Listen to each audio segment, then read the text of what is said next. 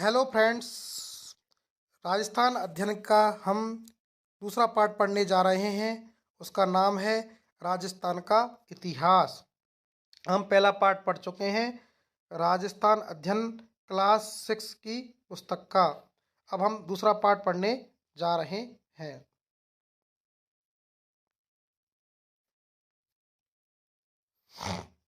मरु।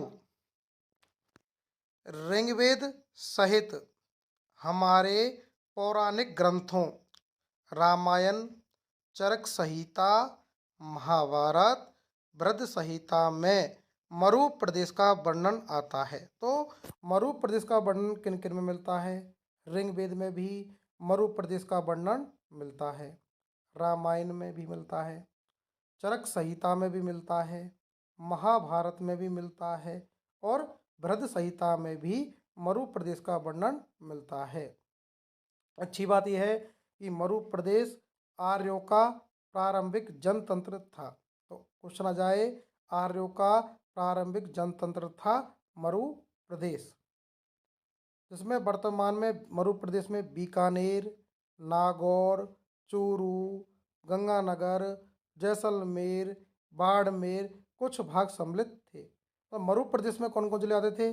बीकानेर, नागौर, चूरू, गंगानगर, जैसलमेर और बाड़मेर।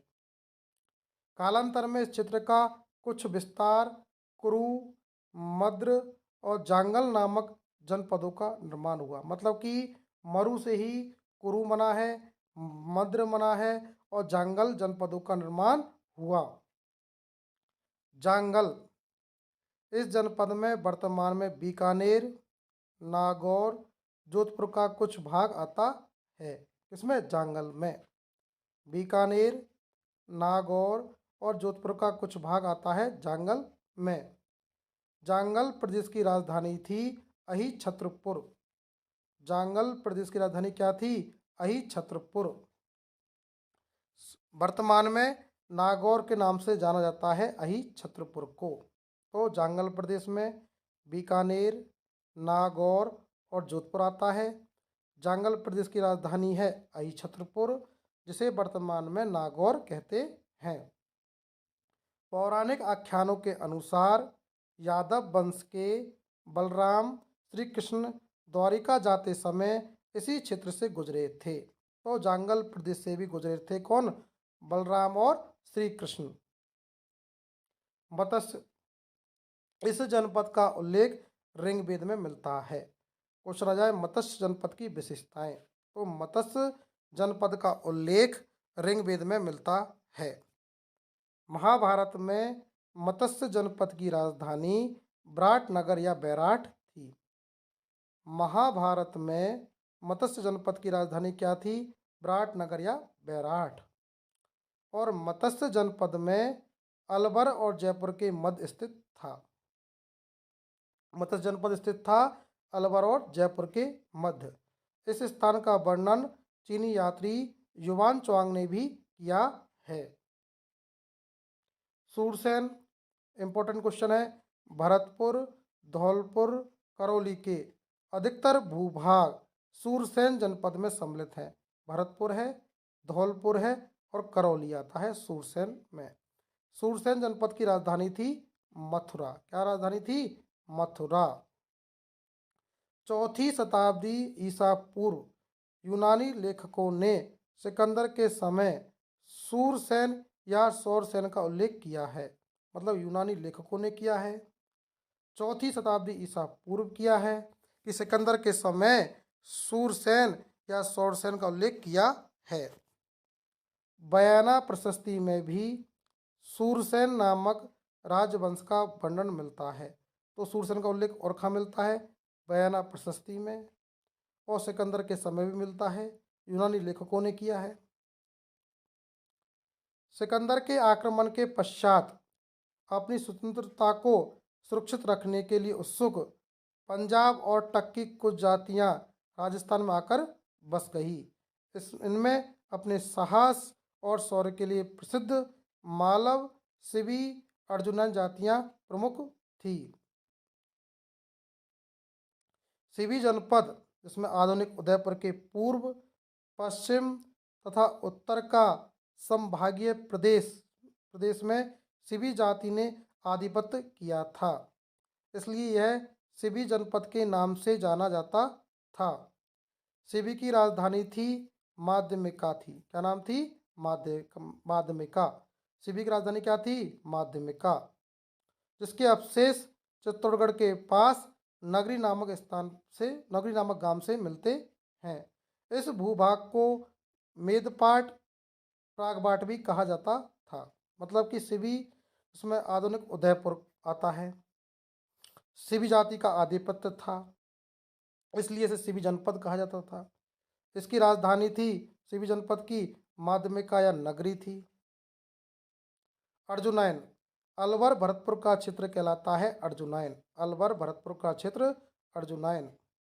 अर्जुनयन ने मालवों के साथ मिलकर विदेशी क्षत्रपों को परास्त किया। तो अर्जुनयनों ने और मालवों ने। मालव की शक्ति का केंद्र जयपुर के निकट था, जो वर्तमान में टोंक जिले में स्थित है। कालांतर में अजमेर, टोंक, मेवाड़ क्षेत्र तक फैल गए थे। पहले मालव शक्ति का जो केंद्र होता था वो जयपुर होता था, लेकिन मालव वर्तमान में टोंक में स्थित है। कालांतर में यह धीरे धीरे अजमेर क्षेत्र में, टोंक में, मेवाड़ क्षेत्र तक फैल गए थे। टोंक, प्रतापगढ़, झालावाड़ का क्षेत्र मालव प्रदेश के अंतर्गत आता था। टोंक आता था, प्रतापगढ़ आता था, झालावाड़ आता था। मालवों की विजय का वर्णन भी नांदसा यूप अभिलेख भीलवाड़ा में मिलता है। उसमें भी इनकी मालवों की विजय का वर्णन है। योद्धे, राजस्थान के उत्तरी भाग में एक शक्तिशाली गणतंत्रीय कबीला था। योद्धों ने ही उत्तरी राजस्थान से कुषाण शक्ति को नष्ट किया था। तो उत्तरी राजस्थान से कुषाण शक्ति को नष्ट करने वाले थे योद्धे। योद्धे में आते हैं गंगानगर और हनुमानगढ़। गुप्त काल तक यह गणतंत्रीय व्यवस्था अपने अपने क्षेत्र में बनी रही। मतलब गुप्त काल में तो गणतंत्रीय व्यवस्था थी। ऐसा प्रतीत होता है कि गुप्त सम्राटों ने इन्हें अर्ध आश्रित रूप में बनाए रखा, परंतु 5वीं सदी के बाद हुन आक्रमण ने यहाँ की गणतंत्रीय जनपदों की व्यवस्था को समाप्त कर दिया और बृहद संहिता में भी इनके पतन की जानकारी मिलती है, इनकी गणतंत्रीय जनपदों की। इसके बाद ये जनपद अन्य नामों और सीमाओं को लेकर सामने आते हैं, जैसे मेवाड़, बांगड़, मारवाड़, हड़ौती, ढूंढाड़ और मेवात। प्राचीन सिबी जनपद वाले क्षेत्र को मेवाड़ कहा गया। जो सिबी जनपद वाले क्षेत्र को ही क्या कहा गया है? मेवाड़। एजुट सिबी जनपद मतलब मेवाड़। लेकिन आधुनिक क्या आएंगे मेवाड़ में? उदयपुर, चित्तौड़गढ़, प्रतापगढ़, राजसमंद, भीलवाड़ा जिले मेवाड़ राज्य के अंतर्गत आते हैं। मेवाड़ क्षेत्र पर 7वीं शताब्दी से आधुनिक राजस्थान के निर्माण तक गोहिल और सिसोदिया वंश का राज्य रहा। एक तो गोहिल थे और एक सिसोदिया थे। पहले की राजधानी मेवाड़ वंश की नागदा थी। नागदा से आहड़ हो गई, आहड़ से कल्याणपुर हो गई, कल्याणपुर से चित्तौड़गढ़ हो गई, चित्तौड़गढ़ से कुंभलगढ़ हो गई, कुंभलगढ़ से चावंड हो गई, फिर उदयपुर हो गई। परिवर्तन होती रही। नागदा, आहड़, कल्याणपुर, चित्तौड़गढ़, कुंभलगढ़, चावंड, उदयपुर, यहाँ की बोली भी मेवाड़ी है। बांगड़, डूंगरपुर बांसवाड़ा का क्षेत्र कहलाता है बांगड़। इसमें बांगड़ी बोली जाती है। मारवाड़, प्राचीन मरु प्रदेश को कालांतर में मारवाड़ कहलाया गया। 7वीं सदी में मंडोर जोधपुर क्षेत्रों पर गुजर प्रतिहारों ने शासन किया। बाद में इस क्षेत्र में राठौड़ वंश का आधिपत्य स्थापित हो गया। हाड़ौती, कोटा, बूंदी, बारा, झालावाड़ वाला क्षेत्र कहलाता है हाड़ौती। प्राचीन काल में इस भाग पर मीना जनजाति का आधिपत्य था।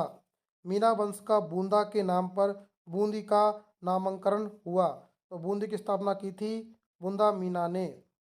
कालांतर में चौहान वंश की हाड़ा शाखा ने इस पर क्षेत्र पर अधिकार कर लिया। पहले मीनाओं का शासन था, फिर चौहान वंश की हाड़ा शाखा ने इस पर अधिकार कर लिया और यहाँ पर हाड़ौती बोली जाती है। ढूंढाड़ जयपुर और उसके आसपास का क्षेत्र, मतलब जयपुर, दौसा, ये वाला क्षेत्र कहलाता है ढूंढाड़। 12वीं सदी में कछवार राजपूतों ने यहाँ की स्थानीय जनजाति मीना और बड़गुजरों को परास्त किया। पहले कौन रहते थे? ढूंढाड़ क्षेत्र में मीना और बड़गुजर रहते थे। उनको किसने परास्त किया? राजपूतों ने। इस क्षेत्र में ढूंढाड़ी बोली जाती है। मेवात, अलवर, भरतपुर के क्षेत्र को मेवात कहा जाता था। यहाँ पर मेव जाति का आधिपत्य था। मेवातियों का प्रसिद्ध नायक हसन खां मेवाती था। उसने खानवा के युद्ध में राणा सांगा की ओर से बाबर के विरुद्ध लड़ता हुआ मारा गया। मेवात का था हसन खां मेवाती।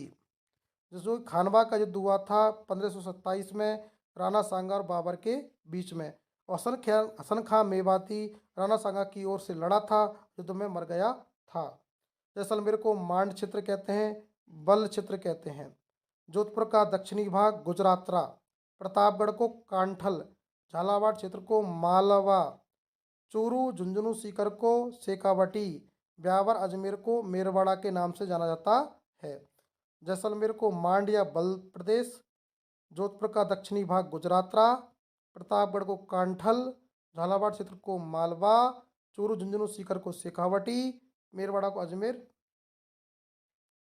अगर आपको ये वीडियो अच्छा लगे तो चैनल को सब्सक्राइब करें, शेयर करें, बेल आइकन को दबाएं। हमारा राजस्थान अध्ययन क्लास 6 का दूसरा पार्ट समाप्त हो गया है। नेक्स्ट वीडियो कल मिलेगा आपको।